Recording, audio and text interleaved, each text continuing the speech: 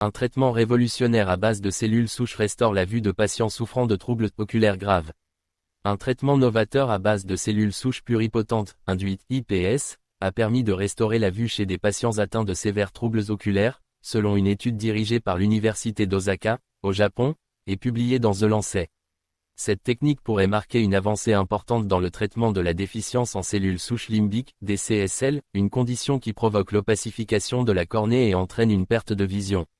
Les chercheurs japonais ont expérimenté cette thérapie sur 4 patients au profil varié, souffrant de diverses pathologies oculaires graves, telles que la pemphigoïde de la muqueuse oculaire, une affection auto-immune, ou la nécrose épidermique toxique.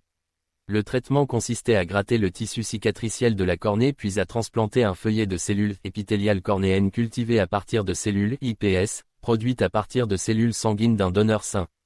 Une lentille protectrice a été appliquée pour favoriser la cicatrisation. L'étude rapporte des résultats impressionnants. Les 4 patients ont constaté une amélioration quasi immédiate de leur vision après l'intervention, et l'acuité visuelle est restée améliorée 1 an après la transplantation. Un suivi prolongé sur 2 ans n'a montré aucun signe de rejet de greffe, même chez les patients qui n'avaient pas reçu de traitement immunosuppresseur, un fait souligné comme exceptionnel par Kapil Bharti, chercheur au National Eye Institute, qui appelle néanmoins à des essais supplémentaires pour confirmer la sécurité de la procédure. Ce traitement pourrait offrir une alternative viable aux méthodes existantes, qui posent des risques élevés de rejet et de complications post-opératoires, notamment chez les patients atteints de DCSL bilatérales. L'approche innovante basée sur les cellules souches pluripotentes, induites représente une percée pour les patients dont les options de traitement étaient jusqu'alors limitées. En effet, pour les cas unilatéraux, la transplantation autologue de cellules souches limbiques issues de l'œil sain reste la méthode privilégiée, tandis que les patients souffrant de DCSL bilatérales nécessitent des greffes plus risquées, souvent provenant de donneurs décédés ou de cellules épithéliales cultivées à partir de leur propre muqueuse buccale.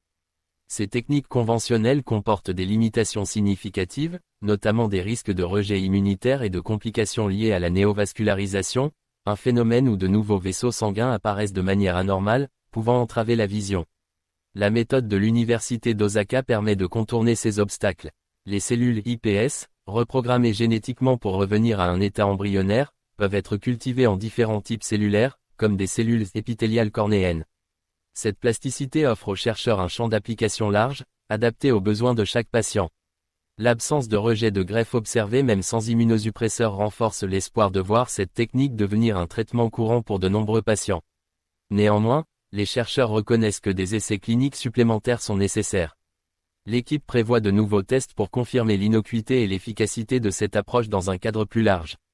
Selon eux, l'expérimentation de mars prochain devrait permettre de recueillir davantage de données pour affiner la méthode et la rendre accessible à un plus grand nombre de patients.